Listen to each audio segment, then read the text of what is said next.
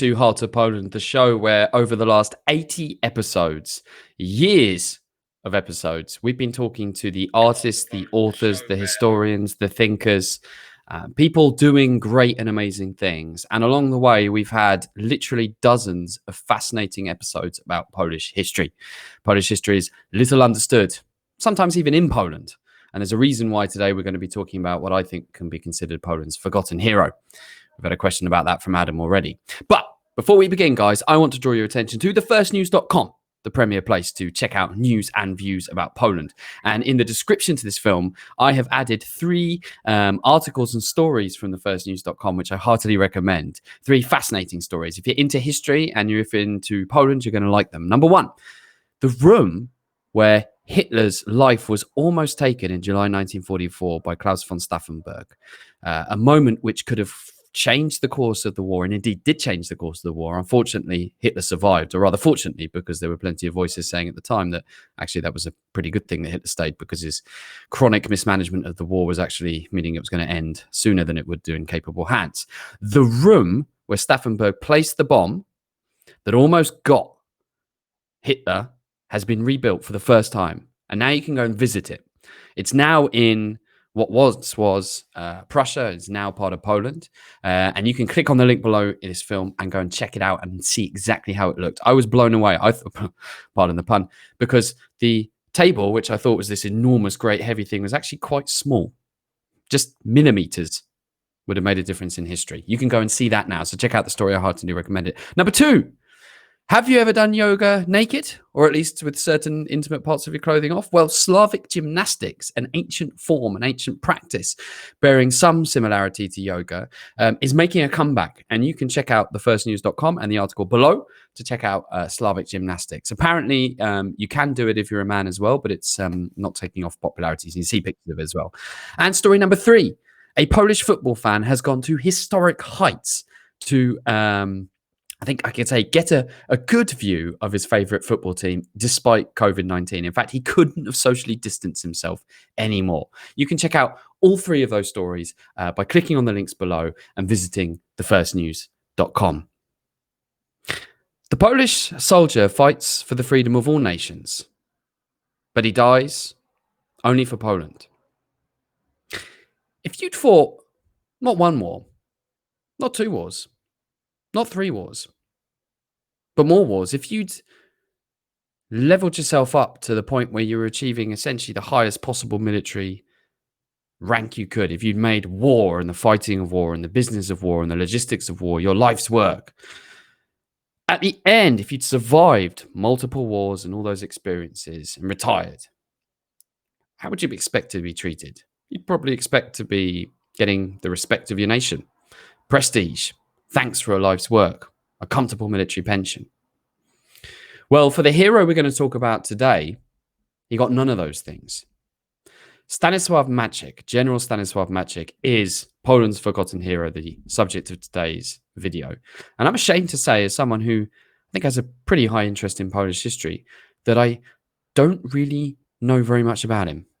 And I'm embarrassed to say that, because his extraordinary life story mirrors in so many ways the tragic, inspiring but tragic story of Poland itself. Well, I'm very blessed, because if you were listening to me talk about General Maczek, this episode would be a short one. But I'm super blessed to be talking to someone today who does know a lot about Stanisław Maczek's extraordinary life story, from the First World War to fighting Ukrainians, to fighting in the Polish-Soviet War, to fighting in the September campaign, to escaping occupied Europe, to fighting on in the battle for Normandy and beyond, liberating city after city, town after town, a proponent of mechanized warfare long before it was understood to be an effective form of war, and indeed something perfected by the Nazis in the Blitzkrieg. We're going to be talking to Jenny Grant, Polish military historian, who, without further ado, I invite onto our program. 3, 2, 1. Hello, Jenny. Hello, Paddy. How are you?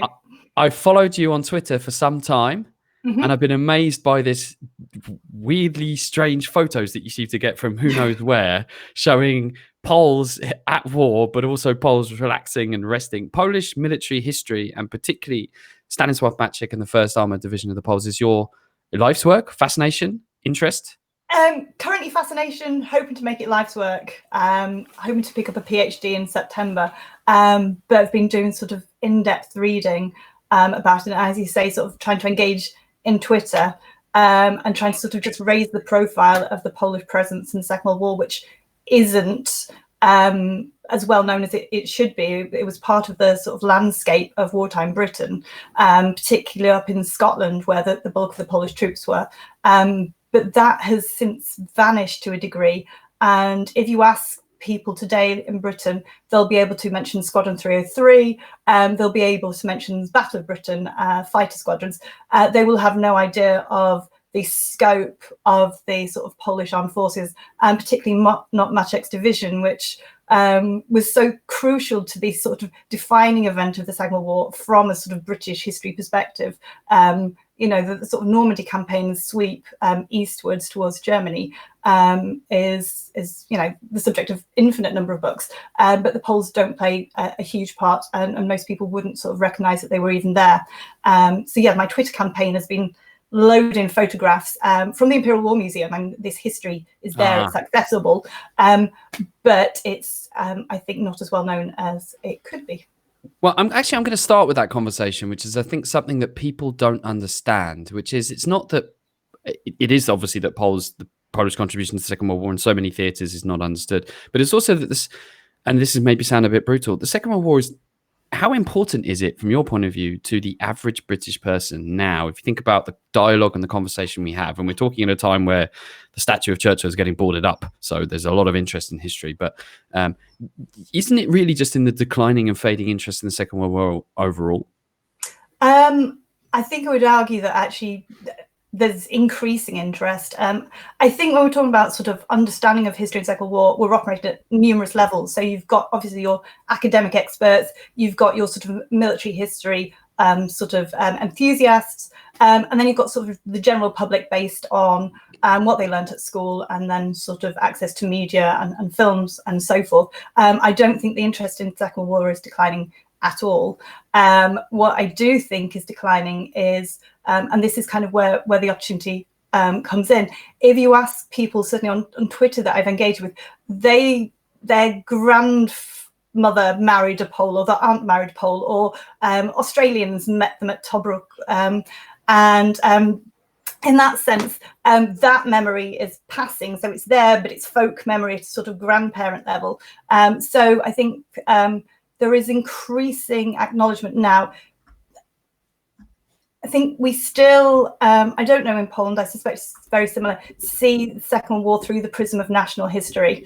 And most of the books are written from that perspective. And there's increasing acknowledgement that obviously in Britain, you've not only got the Poles as a sort of exiled army, you've got the Norwegians, the Belgians, the Dutch. They're engaged in a sort of range of operations as well. So yeah, in that sense, it's not that the interest is declining, it's just become a little bit more nuanced. And as I say, I think as we're now getting to sort of the third generation, my generation, where we're sort of marrying the English and the sort of the Polish is sort of dying out, I think it's quite important to sort of reassert the presence of, I mean, at the end of the war, it's 250,000 Poles under British command. So this isn't a sort of niche sort of aspect of the war. They were a huge presence effectively, and as we say, sort of Scottish communities were transformed by these Poles arriving in 1940. We've had comments now from all around the world, Jenny, so just to let you know, you are being watched. We've got Ivan here from San Francisco, and exactly mirroring the point you just made, Stevens, Stella Mashuk, thank you for remembering my father's general. So that is indeed, you can see that obviously his father there's a picture I think of him there in this 1st Armoured Division. And last year I had the privilege of translating for an Australian chap who was the son of, I think he was from the 1st Armoured Division if I remember. He'd come back to Poland for the first time to meet his father's brother, who was a bit younger. His father had fought in Normandy with Maczek and had seen some horrible things that he never talked about. So for this guy, it was literally coming to Poland, I just find the whole subject of the elongation of the Polish culture and the way that it just went boom, and these people never came back. And we're going to talk about Maczek today. Guys, if you're watching this, we're not in a rush. We're going to go in depth. Getting a chance to speak to Jenny, I'm gonna use this opportunity. Okay, so buckle in for a long ride and a long discussion about Polish military history. Okay, so Jenny, I'm in danger now of turning this into a discussion around Polish cultural identity and third generation stuff, and I want to come back to that because I'd be super interested in your story. But I do want to ask one more question. You said you're on your way to do your PhD. Mm-hmm. Danuta's just asked how to become Polish military history in English. Well, I guess you have to do a PhD. Have you got your subject, your topic? What's the? At the moment, it's looking at the Polish military army in the West broadly, and the idea of sort of how it integrates into the sort of British military effort. So obviously they're coming from experience of different training, different doctrine, different equipment. You've got the language difficulty. So how do you actually take this group of men with varying degrees of sort of expertise and sort of integrate them into, that they're part of naval convoys almost immediately? Well, how does that work in terms of the language? And so forth. So yeah, it's my ideal is to look at everything really, the Polish army in the West in its entirety, which I just find absolutely sort of fascinating from this perspective that it's not just the military aspect, but these are guys in exile, their families in Poland for the most part, they don't know what's happening, and they've been taken first to France and then to Scotland, and just trying to sort of forge new lives as well as sort of contribute to the military effort. So yeah, that's where my interest lies. Guys, if you think the Polish history is not well known, it's because of the hard work of people like Jenny that it isn't, and that these things stay. And I agree. I think maybe if we just close the chapter on that, it's up to every single one of us to play a part in this. So, guys, I want us to give some thumbs up, some subscribes, some hearts, some cuddly signs. If you're on Facebook, there's a new cuddly sign for Jenny and her hard work, because presumably, Jenny, doing a PhD, you're also a mother of, is it 2 kids? Mm-hmm. Quite a tough job, I imagine. I'm very optimistic at this stage. It's fine. That was British for it's gonna be a tough job. It's fine. I mean, my 5-year-old's very excited. They play Maczek games and Sosabowski games. I mean, they are on this. Yeah. Oh, you want to be Sosabowski because he's just really badass. I think I can say that. It's, I may be biased because one of the few Polish figures, apart from a Battle of Britain, as the second film was Arnhem and The Longest Day, and Sosabowski is Gene Hackman. So he looks the part. I'll say that. The accent's a bit off, and he's striding around all irascible and irritated by it all, and he's just really, really good. Okay, so we're talking about Polish history, and we are particularly talking about General Stanisław Maczek. His extraordinary life, as I said at the start, multiple battles, war and fighting war is his life's work. It's a professional soldier, krwią kości, as we'd say in Polish. Let's start off by talking through him chronologically, Jenny. And I was surprised to find out that he's sort of a member of this sort of Croatian. He had this background. His family were actually Croatian, Yugoslavian, and came from that part of the world. Mm-hmm. So he wasn't a pure Pole, as one might say. He was born, I think, in Lvov. Is that right? And lived in Lvov, yeah. Absolutely.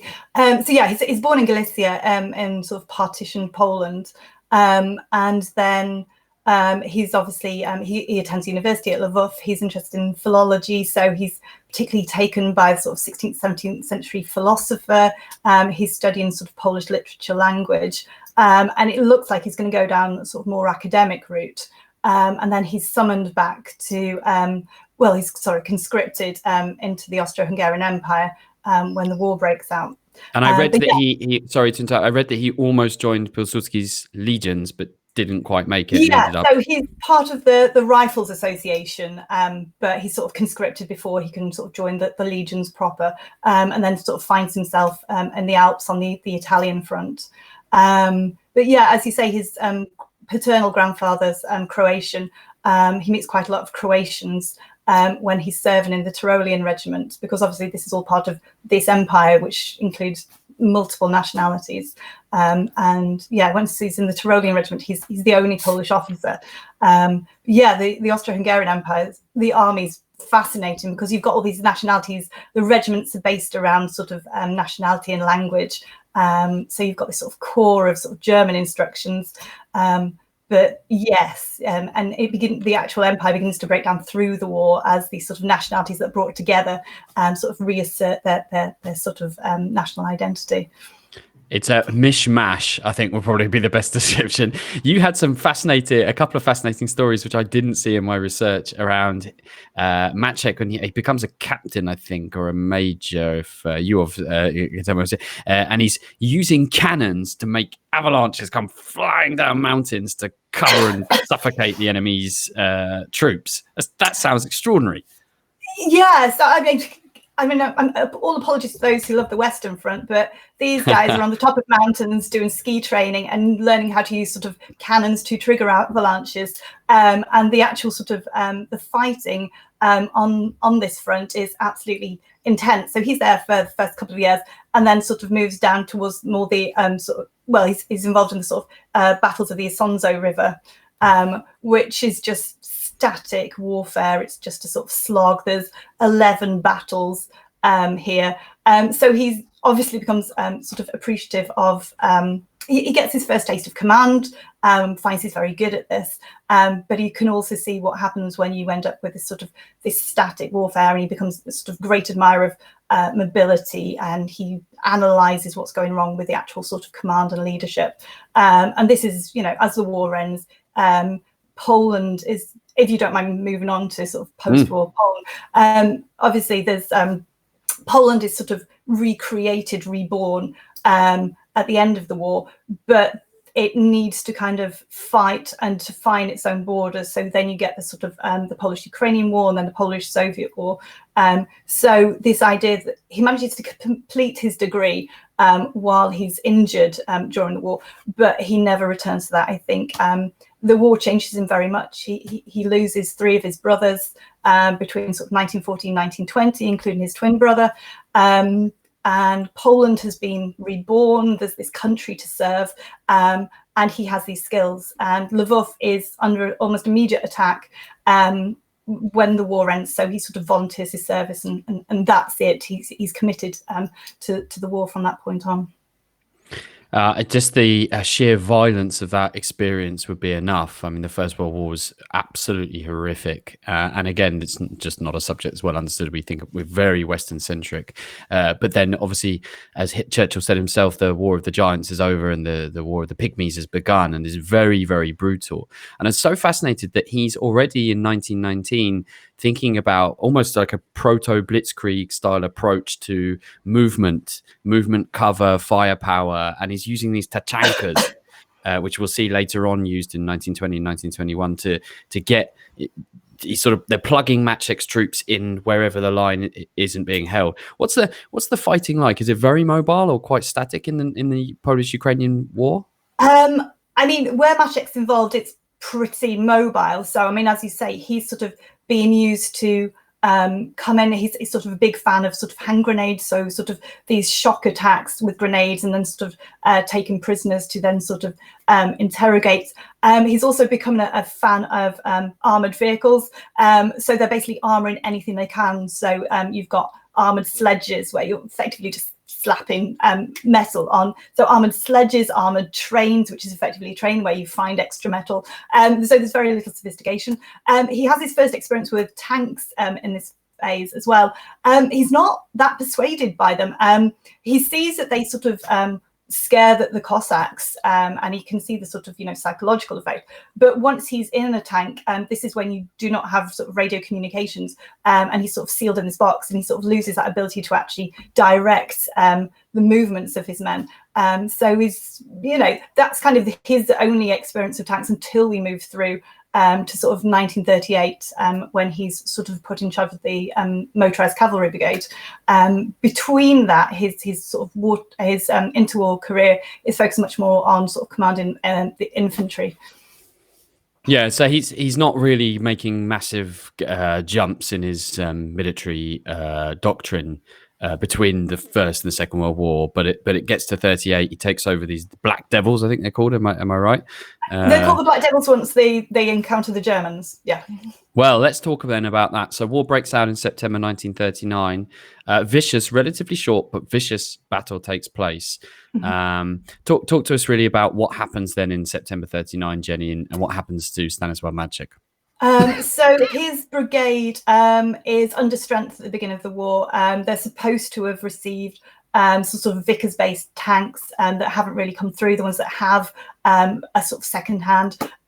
There's he's down on sort of tankettes, he's down on his artillery. And so he reckons he's about a third under strength when the war breaks out. He's part of the Army Krakow, which is based down sort of in the southwest of the country. And he's posted to Novi Targ just on the eve of the battle, on the eve of war. And from that point on, the Germans sort of break through, and his brigade plays this sort of crucial role in a sort of rearguard action, and sort of holding the German advance. So, for example, you've got the famous Battle of Wysoka.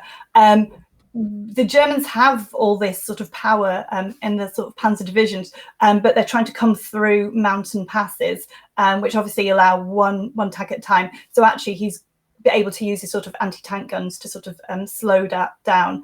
But gradually they're sort of forced back eastwards towards Lvov. It's when they're in that sort of region that they hear on the 17th of September that the Soviets have crossed the border. And there's a huge amount of confusion among the Polish military on what's happening. There's a big disinformation campaign. They sort of claim it's a humanitarian. So they're sort of sent out to assess what's going on, and Maczek puts himself at the head of his column because he's terrified that everybody's very jumpy, that there could be an incident, and he doesn't want to be the one responsible for triggering Soviet aggression, which is massively ironic. I mean, given that we know the Nazi Soviet pact says they're going to take this part of Poland, but they're really not sure what's happening. And pretty immediately after that, the order comes through for his brigade to make its way down to Hungary. So you've got this sort of huge exodus of the armed forces, politicians, I mean, a huge number of sort of civilian refugees sort of streaming over the border.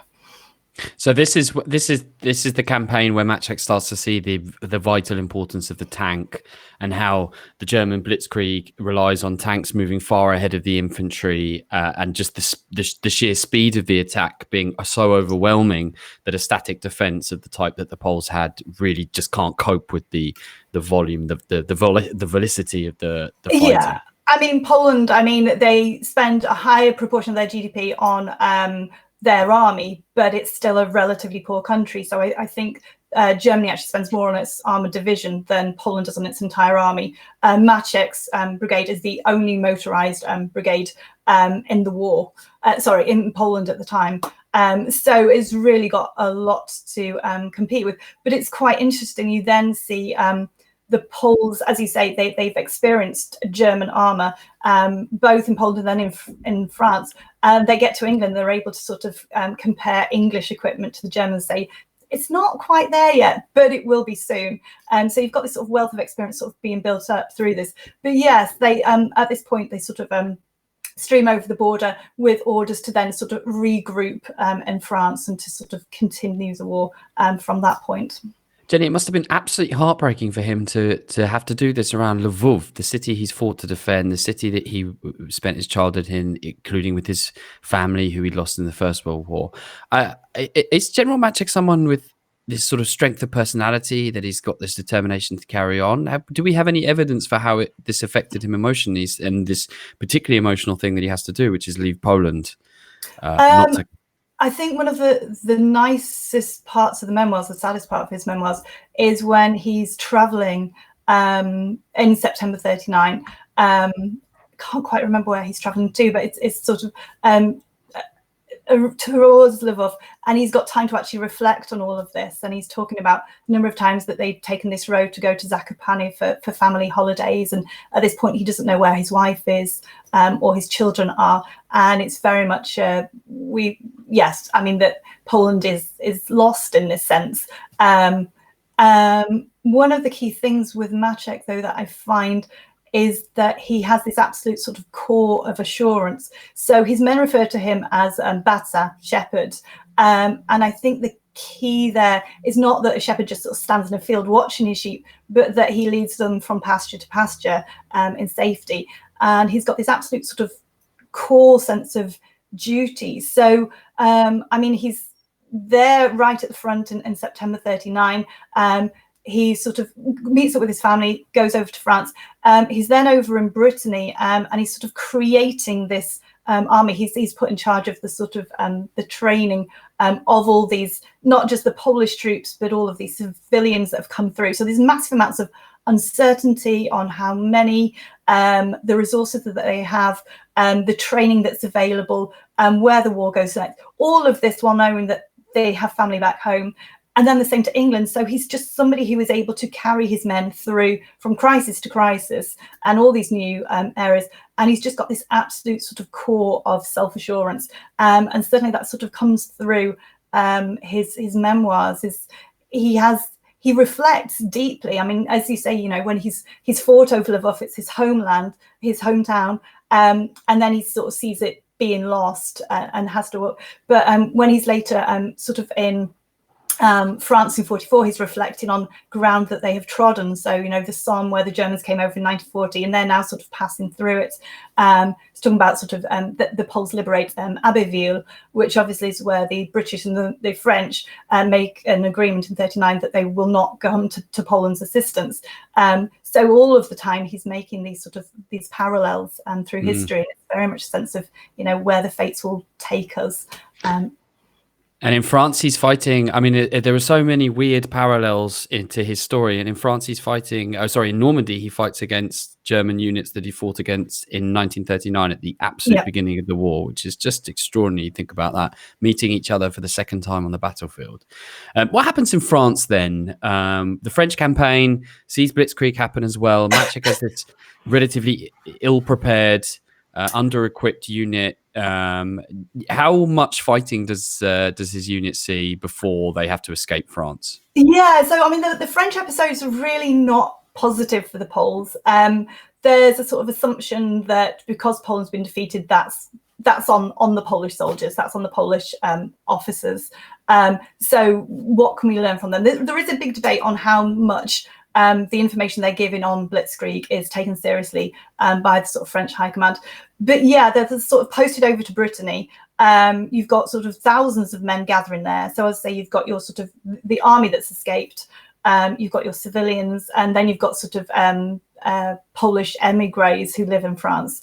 The training, there's very little invested in them. So accommodation-wise, they're sort of sleeping in barns, sort of damp hay.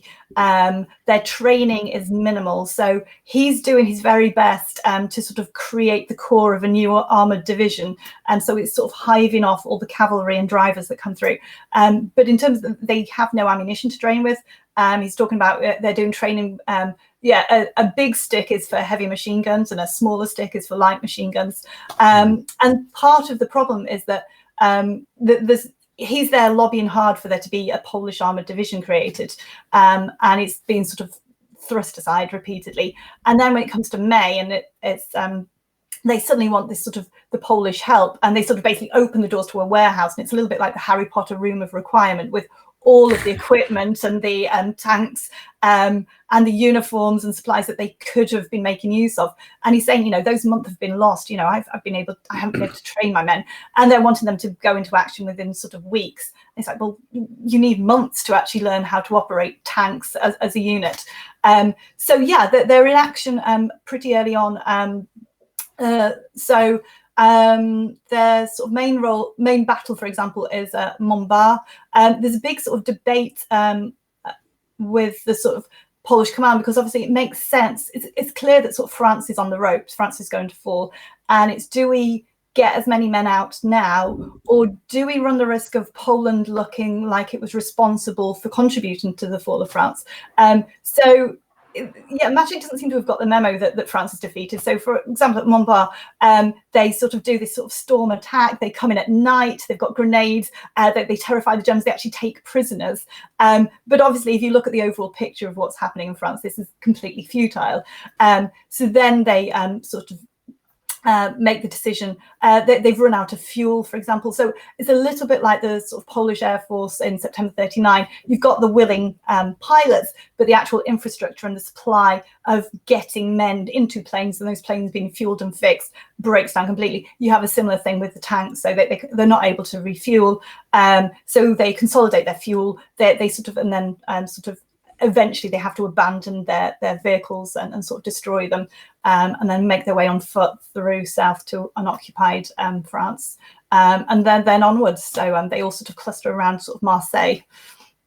And how does he get back to the UK? Does he go through Portugal? He does. So he goes to I think it's to Algeria and then to Portugal. Then he gets a flight to London, I think it is, and then he ends up in Bristol. But yeah, I mean, there's numerous routes. I mean, people were getting on, making this journey via sort of South Africa. You got on whatever ship was available. There's people who are sort of bouncing off Brazil, and so forth. So early on, there's attempt to sort of rescue some of the ships. So you've got Operation Ariel, where they sort of come to sort of the west coast, but the Maczek's group have sort of lost that window. So he gets to the UK and he's put in charge of the 1st Polish Armoured Division, and he ends up, before they go back into action in 1944, with more tanks and military equipment than the Poles had in September 1939, which from a military soldier's point of view, from a professional soldier's point of view, must have been quite gratifying to finally get the equipment that he knew he needed. What did those years look like for Maczek? He arrives in the UK. Was he treated with the same level of disdain, maybe disinterest from the British as he'd perhaps got from the French? I think it's a much more positive experience. I mean, to begin with, the Poles, who have just for the majority have just been sort of sleeping in ditches to get through to the coast, to escape from France, and then they find themselves sort of sleeping in tents in football stadiums, and then tents in Scotland, and autumn's dragging in, and morale is pretty low. They've been in 2 campaigns. They're retreating again. The idea of ever getting back to Poland is looking pretty distant. The food is dreadful. The uniforms are really, really bad. So that's a priority, obviously, is we'll take the potatoes, but we'll get our own cooks in. And they sort of tailor their uniforms. And then they sort of, but they're then given a task to defend the east coast of Scotland. They build sort of, some of them are sort of accommodated with local families. They build sort of better accommodation.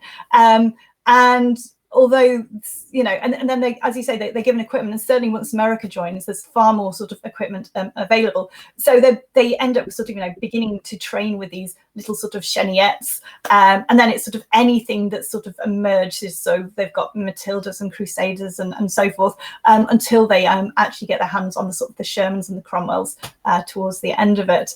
And then there's a big debate. So the division's not formed until sort of February 42 on what form this would take. So there's quite a lot of sort of political wrangling, because obviously the Poles are their sort of strategic ambition is to go and take this division and contribute to the liberation of Poland.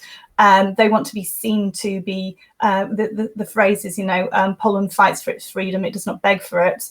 And they want to be seen to be contributing actively to this. But they are at the mercy of sort of British resourcing, British priorities, and certainly relations cool after sort of 1941-42, once Russia comes in as an ally. Because one of the crucial things is that the Poles don't sort of come in and they're sort of victims of their circumstances. They are actively trying to shape British perceptions, world perceptions of their cause.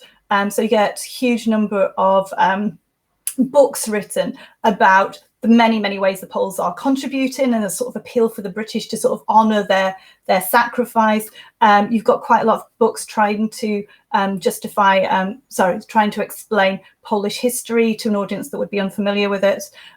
You've got films that are being made all to sort of ease this sort of integration of the Poles. So they're very much trying to sort of shape their destiny and perceptions of them in Britain. But as you say, they are one of the Allied allies. From the British perspective, they are the largest exiled Allied force, but they are another force, another problem. They're never going to be Britain's priority. Yes, the sad realities of geopolitics will play themselves out in the coming years as Poland's military importance just declines, quite literally. And Stanisław Maczek will find himself In all of that, well, let's get then on to Normandy. And the 1st Armoured Division goes into action from, I think, the 6th or the 8th of August, if I remember rightly. I want to read out the quote that Maczek said to his men on the 6th of August. I'll do this in Polish, just to be a ponce and show off my Polish, but also we can maybe have a translation thing. I haven't translated these, I've got them in Poland, so... Idąc do pierwszej bitwy, będziecie żądali rachunku za całe 5 lat tej wojny. Za Warszawę, za Kutno, za Westerplatte, za setki i tysiące bezbronnych ofiar, które zginęły z ręki zaborcy. Zażądamy rachunku za każde polskie życie, które zabrali nam Niemcy. So, going into the first battle, you will be żądali, you will be demanding payback, I think I'm going to just translate, for the last 5 years of this war. For Warsaw, for Kutno, for Westerplatte, and for hundreds and thousands of innocent victims who have died at the hands of these murderers. You will be settling the balance for every Polish life that's been taken from us by the Germans. These are stirring martial words that you'd expect on the eve of a battle, but of course it was payback time for the Poles. They had to sit and wait and suffer, and as they go into action, Jenny, the news comes through that Warsaw Fights, the biggest insurrection of the entire Second World War, from the largest underground operation in the entire of occupied Europe, begins on the 1st of August. And Maczek and his men presumably have just this horrible set of mixed emotions, because they're going in to fight in the West, but their brothers, literally their brothers, sisters, fathers, mothers, daughters, sons, are fighting in the East, a lonely battle which they could play a part in. There's probably quite a lot of evidence and material, I imagine, from soldiers' recollections. How did Maczek approach this horrible irony of fate? I think, if anything, it just stirs them into action. I mean, wherever the Poles are fighting, they are noted for having incredibly high morale, for wanting to get into action and stick it to the Germans. With the Warsaw Uprising, I mean, they're now on the continent. They've got a foothold. They can drive east. So, yes, they're desperate for news from Warsaw, but they're actually now in a position to actually hopefully impact on the war. And as I say, they will be engaging directly with the Germans. So the idea is, so after sort of Hill 262, for example, they, they've suffered severe losses. They're exhausted, and they're told that they could have, they can withdraw effectively. And the liaison officers say, this will be fine, we will smooth it over. And he's like, there's 2 reasons they don't want to do this. It's like, well, we've survived Hill 262, which I'm sure we'll talk about in a second.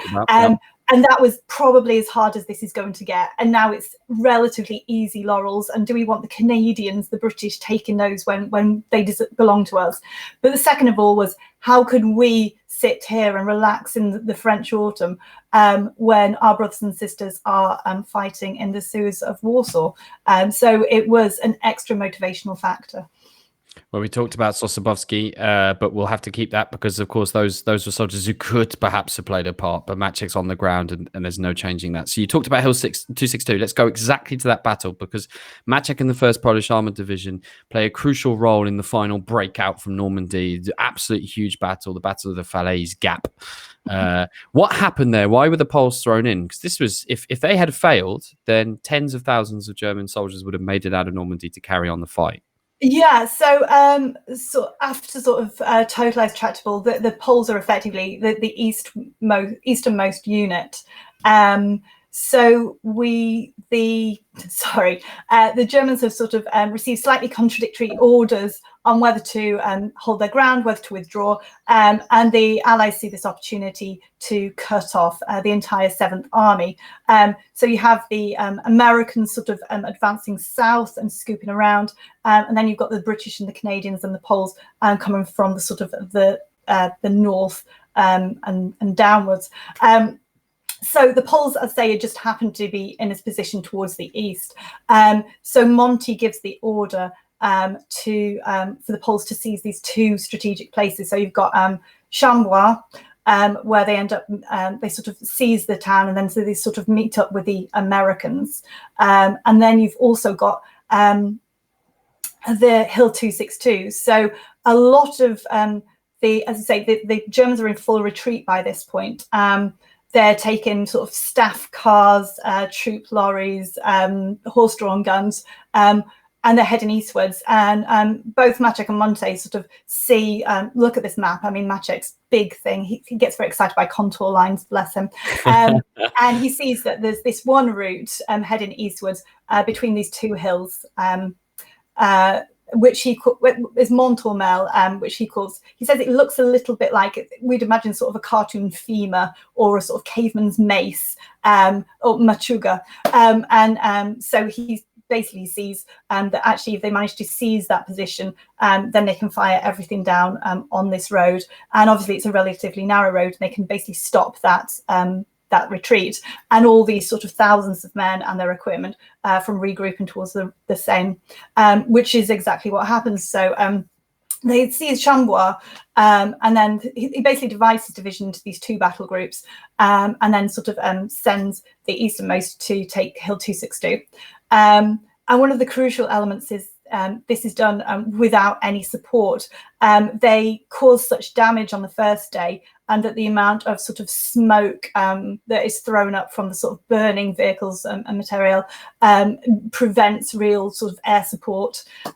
They've already exhausted at this point. They are low on supplies, low on ammunition, but there isn't, as you say, nobody else to do it, and it has to be done now. So for the next sort of 3 days, they have thousands of Germans sort of desperately trying to escape, sort of swarming through the hill and trying to take them on the top. So they sort of position the infantry lower down. The tanks just hold their position. The engines are turned off to save petrol. And then you've also got these two panzer divisions from the northeast that are then sort of attacking the Poles in order to sort of force them to sort of open up the gap and let these Germans through. And there's sort of breakdowns in communication at key points. Some air supplies apparently do get through, but very little. And the Canadians are sort of a day late. So the 4th Canadian Armoured Division is told to sort of try to relieve some of the pressure on the Poles. And that just doesn't happen. And the next day, the sort of Canadian commanders relieved a command and then does step in. So you've got these 1,500 men on top of this hill with a handful of tanks and all these sort of desperate men, and barely any sleep for 3 days. They basically set up a holding pen for all the sort of Germans who surrender. You've got field hospitals where the Polish and the German medics are sort of working together, and you've just got this issue of continuous bombardment. And we've got this brilliant account of it by Pierre Savigny, who's a Canadian attached to this, and he describes this. I mean, it's an exclamation mark on every line. It's very, very florid writing, but he's talking about the sort of the Polish commander talking about, you know, we can't surrender, we're Poles, and it's down to us. And tonight it will be, you know, every tank for itself and then every man for itself. So it really is this absolute sort of siege. And then on the sort of final morning, the Canadians sort of managed to break through, and they just describe these sort of hysterical, sleep-deprived Poles sort of running towards them and sort of explaining what had happened in sort of very vibrant Polish. And then they're also talking about these sort of ramparts of bodies, effectively. So about 315 Poles actually die, thousands of Germans. And then the actual sort of scene of this sort of final battle is sort of described by Eisenhower as something sort of a vision from Dante. You've got pilots flying over above who are sort of overcome by the stench of this rotting bodies, rotting horses, and so forth. So Hill 262 is very much a Polish victory, and it does sort of prevent these men sort of escaping through, and as I say, regrouping, and sort of you know, yeah, has a huge impact on the German war effort. Yeah, that's what the question I wanted to ask, which is what is the kind of overall strategic impact of this victory? Obviously, that's a complete what-ifery because we have no idea what would have happened. But just in the sheer number of men that are lost or captured in that action, is this a game changer event, or it's just one of many game changing events? I mean, it's the 7th Army. They've lost all of their equipment. That's not being replaced by the end of the war. in terms of morale, you then have the sort of Allies pushing eastwards relatively rapidly. German morale is pretty low when they counter it. They sort of take thousands of prisoners as they're passing through it. I don't feel I can say, does it shorten the war or whatever, but it is sort of massively strategically significant. Germany is out of France at this point. Well, I like whatiffery, so I'm happy to. Got no historical credibility to play with there. Yeah, we're talking about 100,000 desperate soldiers, and as anyone who remembers Stalingrad, I think it's one thing is worth reiterating, which is at its peak, the battle in Normandy, in terms of losses daily, is just as horrific as the worst fighting on the Eastern Front. It's another common misconception that it's a bit of a gentleman's war, and surrender and wave a white flag, and there is plenty of that, but there's also a lot of really brutal fighting. And it sounds like Hill 262 for these soldiers was really quite horrific. What's the state of his armored division by the time they end that battle? So I'd say the battle itself they've lost about 315 men, over 1,000 wounded. They are exhausted. They never really recover their full strength from this position. But as I say, they are pretty desperate to get in the game. So they have a week to recover and sort of to bury their dead. And then they move on. It's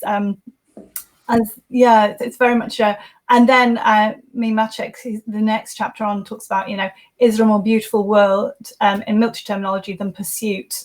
And it's like, we've got the Germans on the ropes, let's go for it. One of the things that he talks about, he gets slightly frustrated. He's the Poles are commanded by the Canadians, and I think he disagrees with Simmons's approach to how armor should be used. Simmons seems to see it as, we'll sort of do this sort of shock attack and then hold that position. And Maczek is much more of it. The idea is to sort of secure this mobility. So he talks about this sort of the Allies saying, we will seize this town and then hold it. And he's like, yes, but the Germans are going this way. It's a little bit like that scene in Asterix Goes to Britain, where the British stop for tea at 5 p.m. And you can kind of see. So yeah, it's sort of very much, and then he sort of pushes through Belgium, and again he's sort of at this huge amount of speed, and then when they get to Holland, it all sort of slows down. The weather beds in, and it's much more difficult terrain. You've got all sort of the canals that have been the bridges have been destroyed.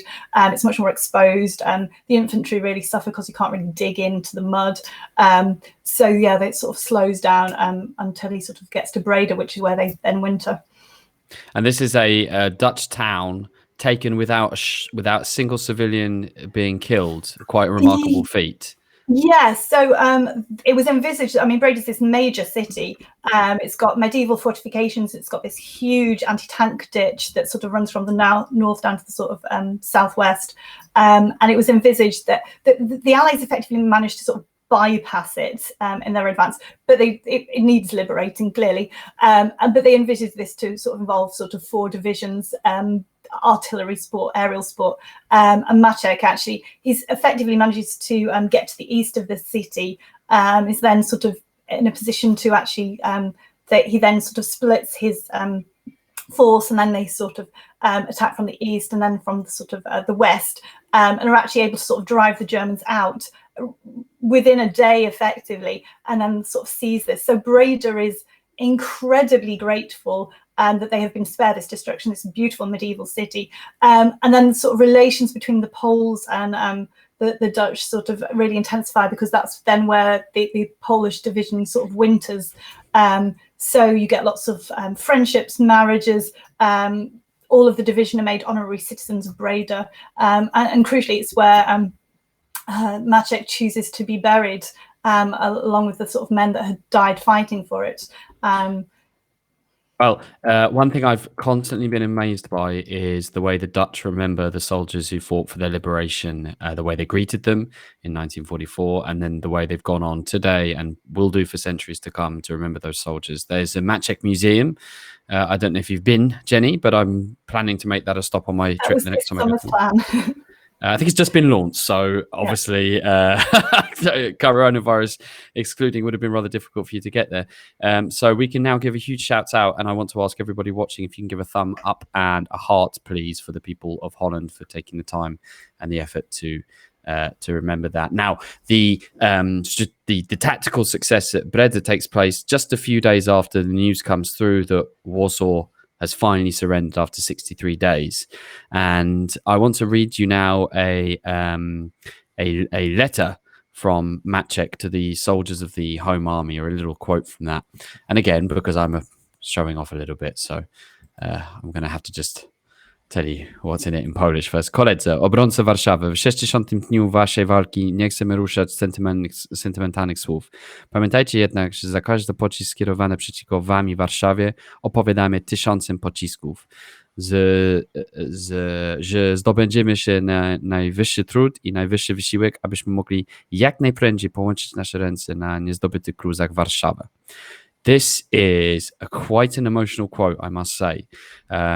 Dear colleagues, defenders of Warsaw, on the 60th day of your fight, we don't want to throw sentimental words at you. We want you to remember, please, that for every artillery shell sent against you and against Warsaw, we will reply with 1,000 shells. That we will conquer the highest difficulties and make the highest efforts, so that we will, as soon as possible, be able to join forces and hold hands on the unconquered graves of Warsaw. So this was just before Warsaw surrendered. And again, this desire to get back to Poland coming through here.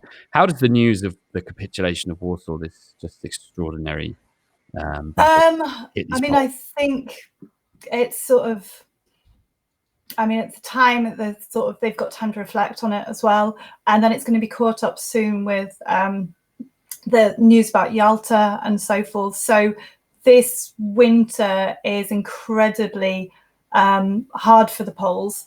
As I say, they're desperate to get news from Warsaw, and they're sort of listening into all the sort of the radio cars and so forth. And then you've got news from Yalta, which again, Maczek, he finds humor in it. He's saying, obviously his men are heartbroken. A lot of them have come from the eastern provinces that are going to be lost. But there's a sort of nice thing where he's talking about how the Allies pussyfoot around whether the Poles will actually continue fighting. What on earth is their motivation at this point? And his response is, he speaks to his men, and no, what do? Their aim is to defeat Nazi Germany. He's talking about he's sort of invited this series of dinners, and it's sort of coffee, and it's all very nice. And it gets to the coffee stage, and they sort of raise Yalta and just yes, that's awful, isn't it? And Monty obviously puts his foot in it massively, and saying, "Oh, don't worry about it. You'll just become a Soviet general," which is just such a complete lack of empathy and understanding. And Maczek actually calls him on it and says, "Well, how would you like to be an American general?" And which is a fantastic riposte. Yeah, Monty sort of goes bright red. There's this sort of political officer in the room, sort of suddenly stirring his coffee, sort of very concentrated manner. But yeah, and then he's talking about, and the Americans don't visit because they've washed their hands of Poland at this point. So this is, so they move on then. They obviously, Simmons sort of redeems himself a little bit by allocating the division to take the surrender of Wilhelmshaven, this major German naval base. So again, that's the sort of fantastic scene when the sort of Germans are described sort of choking slightly that the Poles will be, that they're present and that they will be handing over the base to them. And then they sort of remain as a sort of in occupation in Germany for a couple of years. And then we get to this position sort of where, say, at the end of the war, you've got 250,000 Poles under British command, and it's what is their fate? So some are choosing to go back to Poland, and not all have that choice. For example, those from the eastern provinces, the majority are offered sanctuary in Britain, but it's sanctuary with conditions. It's so, for example, that they set up there is a big concern. Basically, there's been a lot of Soviet propaganda about the Poles as sort of fascists, as landlords. The sort of lots of trade unions, lots of sort of labour members are quite hostile to the Poles on that ground before they even arrive. This is also a time when there is a housing shortage in Britain. There's rationing still going on, so there are practical considerations. So the Polish Resettlement Corps is basically the sort of transition phase where these Polish families sort of are put in these camps scattered across Britain. And they receive sort of some training to sort of re-enter. So, for example, my grandfather, who's an artillery officer, does a course in chicken rearing. I don't know if that was ever useful later on in life. And then it was sort of, so it's over a 2-year period to sort of ease this transition. And then sort of they go into, and one of the things that the Labour government introduces is that the Poles can obviously remain, they can apply for jobs, but they can never be in competition with a British worker. So it has to be in jobs that the British are not competing for, which leaves you in the sort of labour-intensive sort of manual work, things like sort of mining or the textiles industries and so forth. So that's where you find a lot of the sort of Polish communities. For example, my family settled in Bradford. As you say, when we move on to sort of Maczek, I mean, he's the general, he's come back to Poland, he's the commander of the Polish First Corps, but these same conditions apply to him. He's been stripped of his Polish citizenship by the Soviet authorities. Just break that down, yeah. Why did they take away his citizenship? Why did they take away his citizenship? That's kind of the fate that just met the leading generals. They are not acknowledging the new communist authorities. They are loyal to the London government in exile. And therefore the citizenship is stripped from them, and they are forced to sort of make their way in Britain. And then the British feel no real obligation. As you say, he doesn't get a military pension. He's sort of 56 when he retires from the military. And it's what can a 56-year-old actually do in terms of a job? His English is pretty good, but it's not fluent. So you end up with these Poles. I think if we go back to this idea of being forgotten, obviously they're not forgotten within their families. You know, the world is full of the sort of sons and daughters who are incredibly proud of their parents' efforts in Polish and sort of Scottish communities, but they're leading parallel lives. So 9 to 5, Monday to Friday, they're doing this sort of manual labour with very little status, far below what they'd be expected to do given their sort of qualifications and experience and so forth. It's pretty demeaning, but at the weekend, then they're sort of meeting up in sort of veterans associations, and sort of Maczek's still involved in sort of commemoration. So, for example, so they're forgotten by the broader British population, who sees them largely as a sort of immigrant group.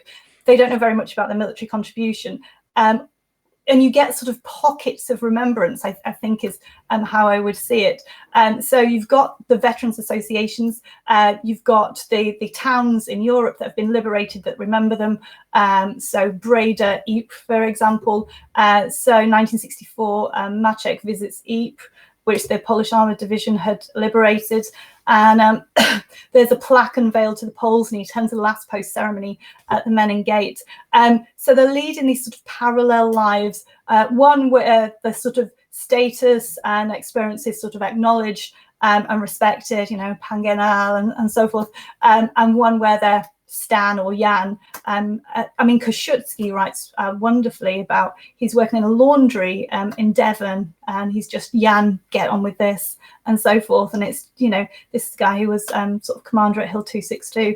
And so, yeah, when we're talking about forgotten, it's not forgotten. There's plenty of books written about it, but in terms of actually the experience of these people, and I know I've been having sort of Twitter arguments this morning.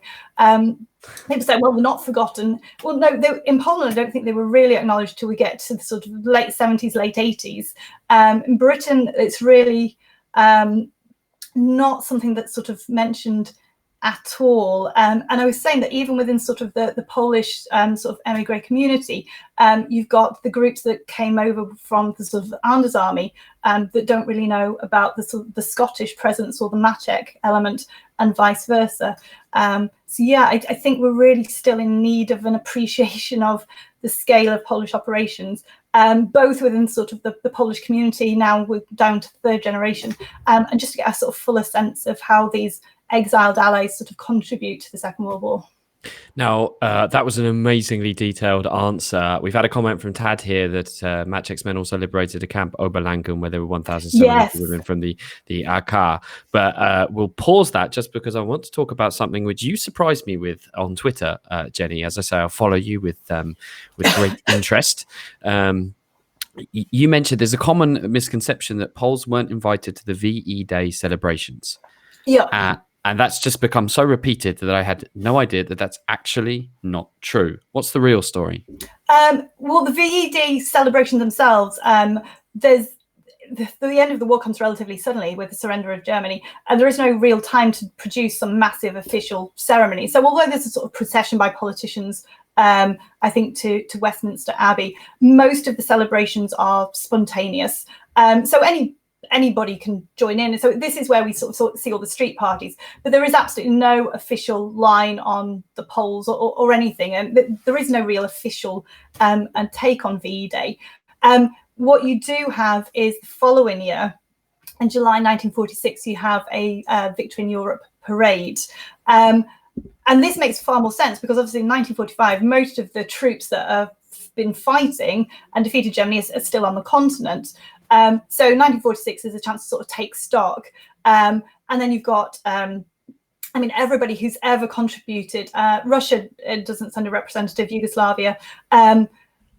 But everybody else is, and it's a huge event. You've got this sort of armoured columns sort of doing this circuit of London via Regent's Park. You get every kind of support group, every nation represented, however sort of small a role they played. And the Poles, who had been the largest European armed force in Britain, are not invited.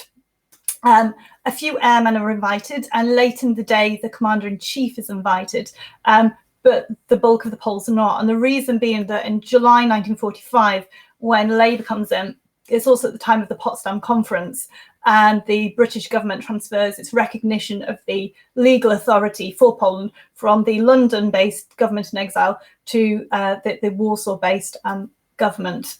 You're British Polish. How do you feel about that?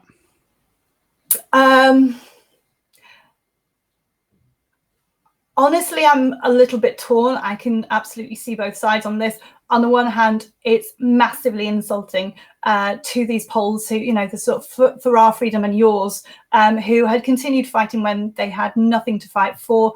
They have, they have given so much. They have been through so much, and the sort of sacrifice they've made that will never be fully appreciated by the British population that they then live within. It's an absolute slap in the face. From the British perspective, given the state of the Cold War relations with Stalin, I don't see the British had very much choice. It would have been sort of seen as a calculated insult in that sense to Stalin. Then the British are pragmatic. I mean, we see that throughout the war. They don't have friends. They have, temporary allies. They have marriages of convenience. So I don't think that this was something they could not have done. I don't know how they could have avoided it. I mean, you get individuals make a difference. So, for example, the Navy, there is a parade in Portsmouth, and the Poles are invited to that, for example, the Polish Navy.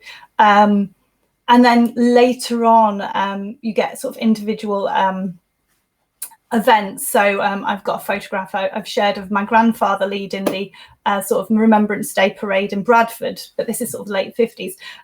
So yeah, it's a sort of impossible situation, really. I don't think I'm as hurt by it as perhaps my parents would be. But yes, I can. Yeah, I mean, given what the Poles have been doing, and they have been like the oldest ally since September 39, it's a huge insult. Yeah, there's been a lot of talk recently about the way we understand the past, thinking about the UK here. And this is an interesting one of many interesting strands you could talk about. But realpolitik rules. I think if I would only add to that, which is I feel the same mixed set of emotions because I can see both sides of view, and I sometimes say to those people who, I'll quite often get someone saying, explain to me how you betrayed us, and you think, well, I'm not a politician in 1945. Why would you expect me to personally answer for the decisions of people? But perhaps for those people to understand that there were other perspectives and other battles and other big strategic, huge tectonic plate style things going on, and that unfortunately Poland just wasn't the biggest problem for the British. Well, we could talk about that for a lot longer, but let's talk about what happens to Maczek then, because he works as a barman in a pub. Quite a step down. How does he take the rest of his life? I mean, is he just sort of swimming around emigre circles, writing memoirs and feeling disgruntled and unhappy? I wouldn't say disgruntled and unhappy. I don't think anybody describes it. I think one of the things that's most admirable about him is that he sort of keeps his sort of dignity and humour absolutely to the end. So he's a barman in a hotel that's owned by one of his men. The sort of economic experience is very, very different for the Poles. So, for example, if you were a young man without a family to support, maybe you were able to sort of take a few more risks and sort of set up your own business and so forth. For the old generation where they've got a family to support, it's very much about just getting the money in to support them on a week-to-week basis. And so he has a sort of range of jobs. As I say, he's got this sort of parallel life between that job and this sort of commemoration. He becomes a sort of centre of the Polish community in Edinburgh. He's sort of invited to, I think it's his 80th birthday. He's the guest of honour at the Edinburgh Tattoo. But it's not until he actually dies in sort of 1994 at the age of 102 that there's any real sort of appreciation of the role that he had played. I mean, the obituaries are absolutely staggering. There's a wonderful one written by Michael Thomas, who was a German-born liaison officer with Maczek's unit, for example. And this is where you get the sort of beginnings of this move for a memorial in Edinburgh that opened up this sort of statue of Maczek sitting on this bench, which again was part of my summer plans to visit. So when people say, well, he's not forgotten in Scotland, well, he was until relatively recently, actually. He had a relatively quiet life. He's visited by dignitaries in his flat in Edinburgh. But yes, it's not, you'd compare him to a sort of British general of his level and the sort of life that they went on to lead and the sort of careers and sort of the social success and so forth. And he's very much sort of apart from that. But I think he'd never sort of indulges in the sort of bitterness. And that is one of the most astonishing things I find. I mean, talking about sort of a personal perspective, I mean, my grandfather was a captain in the artillery. He ends up in a sort of working nights in a textile mill.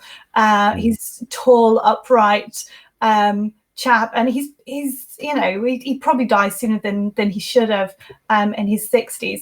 And just the sort of the psychological impact on not just that you've survived the war and lost so much, but that loss is not acknowledged by the community that you then live in, and that you then have these sort of financial sort of constraints in your life, and sort of the huge investment that you then get in sort of the next generation and the sort of educational aspirations. But then you've also got this huge amount of sort of trauma that's come through, particularly those who've sort of passed through Siberia and come through the sort of Anders army. So it sort of ripples down the generations. It's not that these people had made a choice to move to Britain, and they're very clear from the outset that they will not be an economic burden. So you get sort of these exhibitions to raise funds for the Polish welfare organisation. And yes, to begin with, the civilians had very sort of little, so and this was to sort of support them. But there's this brochure for this art exhibition saying, and now everybody who can is involved in sort of war work. So this is basically to help the elderly and to invest in sort of Polish schools and so forth, because we at no point do we want to be a burden. And there's this sort of sense of pride that I think keeps the Polish community going. But I think it's incredibly difficult to be sort of starting from that position. Did Maczek go back to free Poland? He died in 94. So he didn't. Gosh, I hope I'm not wrong. I don't think he did. He's certainly 1995, this sort of new memorial opens for him in Warsaw. You get sort of stamps commemorating him. You've got official recognition, one of his sort of closest colleagues, Skubinski, does go back to Poland, and he sort of then is able to sort of formally acknowledge and give birthday wishes. But no. That really must have been absolutely tragic. Andrzej Maczek, I've got a quote here. He was without doubt a leader, always in the front rank. After the conference in Yalta, he knew that he would not go back to his homeland. However, neither he nor his soldiers stopped fighting. If there's any kind of lesson in that, it's that true honor is perhaps the greatest value. And this seems to be a man, just, you want to fight with Maczek. You want Maczek on your side. You'd see him as a really useful job. And this is the thing about Poles. Maybe I come back to old Napoleon. He said it best. If you want to get a job done, 1 battalion of Poles is worth 10 battalion of Frenchmen. And that's something. I think Maczek would have been a pretty good soldier in just about any age. I could see him on horseback as well as in the back of an armored truck of some kind. Jenny, we're closing up on 70 minutes here, and I know that we haven't probably even done the subject justice, which is only proof to me that sometimes you do have to talk for a long time to go into any detail. Is there anything about Maczek's life that we haven't mentioned that you'd like to talk about, or that you were personally fascinated by? I think Tad brought up Oberlangen, which I think is possibly worth mentioning. Let's talk about that. If that's what. There we go. So as they're sort of on April 1945, they're on sort of the Dutch-German border. The Germans are still fighting at this point, and they come across a sort of series of camps, sort of a big complex, various sort of political prisoners, prisoners of war, and the sort of addressing those and sort of liberating those. And then news comes through via sort of Dutch that there's another camp, and it's still in German territory, but there's a big concern because the Allies are pushing forward that the Germans will liquidate the camp, so kill the inhabitants or evacuate them, in which case sort of many of them will die as a result. So there's a sort of element of speed, and obviously they don't want to sort of commit the entire division to this. So Kosciuszki leads a sort of little patrol. There's a tank, and they basically drive through the gates, and the Germans surrender.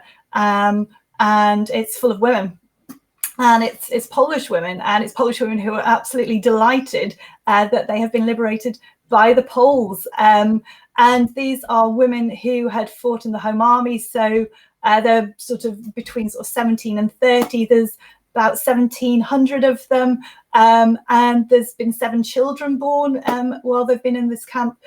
So when Bohumorowski sort of surrenders the Warsaw Uprising, it's on the understanding that combatants will be treated as prisoners of war. So they have, it's not particularly cushy, this camp, but they haven't been doing sort of hard labor and so forth. And I mean, there's some beautiful moments where sort of children are born into the world, with nothing, and all these women sort of give up some of their clothing to clothe these children, and so forth. And it becomes, psychologically, this camp is just a sort of vicarious expression of everybody's wife and sister and daughter that they cannot meet and maybe won't meet ever again. And they just descend the entire division. They're talking about these sort of supply lines, all sort of rock up in tanks and cars on bikes, and they're sort of piling sort of supplies onto these women, to the point where the sort of female commander actually says, no more, actually, the store's full, guys, thank you very much. And then Diana Napier's a really interesting character in this context. So she's an English actress. She's married to this sort of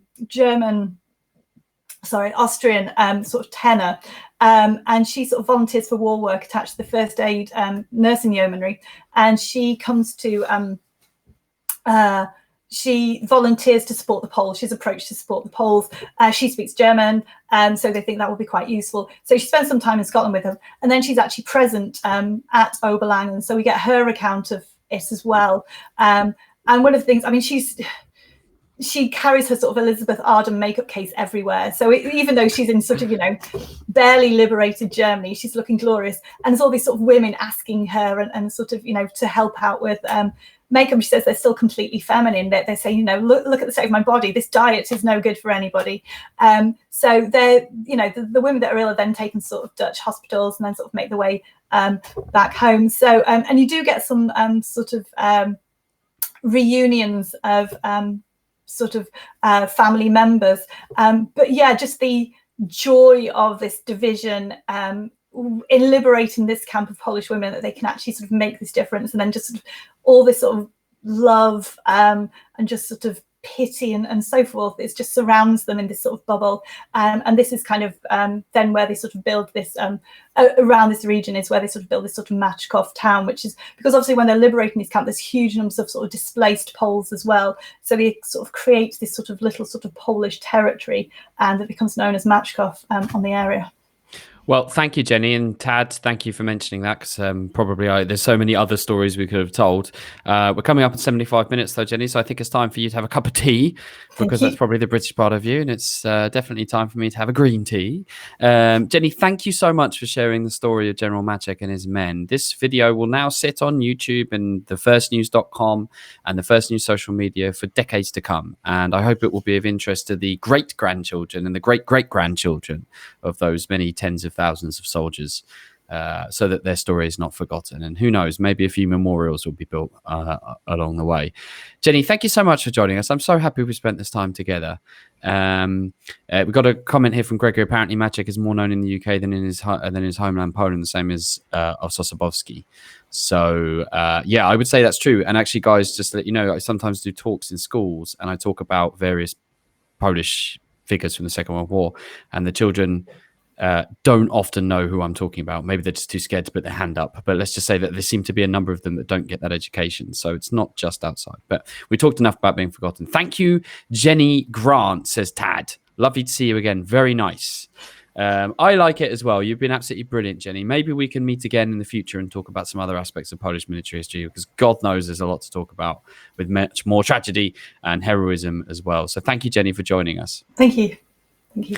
And I became rather unexpectedly emotional towards the end there. And I think perhaps you did, thinking about Oberlangen and just how extraordinary that must have been to fight your way across Europe and then finally to meet your compatriots and hear what had happened in Warsaw. It's a battle which we've talked about. And guys, I want you to know that we haven't just spoken to experts like Jenny. We have also talked to pretty much every single historian who's done anything substantial on the subject of Poland. We have 3 interviews with Dr. Alexandra Ritchie, who wrote, in my opinion, the best book about the Warsaw Uprising. We've talked as well to Roger Morehouse, who's written multiple books about Poland, including a book focusing only on September 1939 that's called First to Fight, which I highly, highly recommend.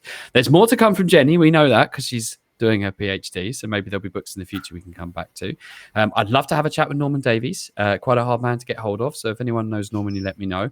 But that's what Hard to Poland is about. It's about getting the kind of content out there, which when I came to Poland 10 years ago didn't exist. So Jenny, thank you so much. I'll see you later. Yep. Guys, let's have some shouts out in the comments. Let's have some thumbs up in the air, some hearts, some cuddly things if you're on Facebook.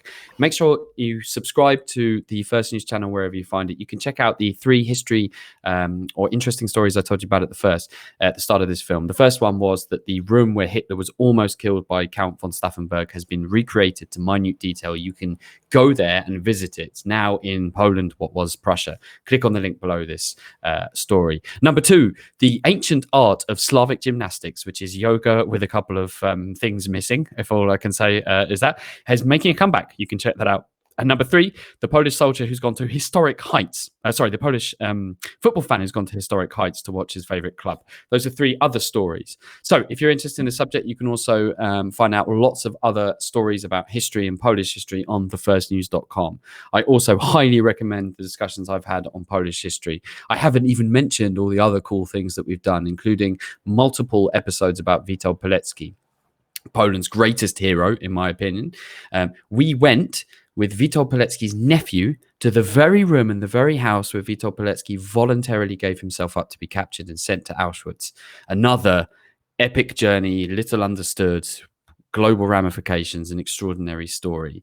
that was only the second time in his life that Witold Pilecki's nephew had gone to that room and that house. And he recounted the moment when that moment took place. We included also multiple interviews with Jack Fairweather, who wrote the book about that, which has gone global. So if you are interested in Polish history, if you love the story of the epic things that Polish men and women and children went through to fight for their freedom and for ours, I do recommend that you go back to the First News and check it out, because there is a huge amount of detail and information that you will not get on any other channel in English about Poland. Ladies and gentlemen, it's been my pleasure to share this episode with you, subject I feel deeply about, and we'll be coming back to the subject of Polish history. Tune in next week, where we'll be talking about something completely different from Dave Zamericki, the American-Polish YouTuber who's getting millions of views online with his love for Poland. So I'll see you again for another episode of Heart of Poland.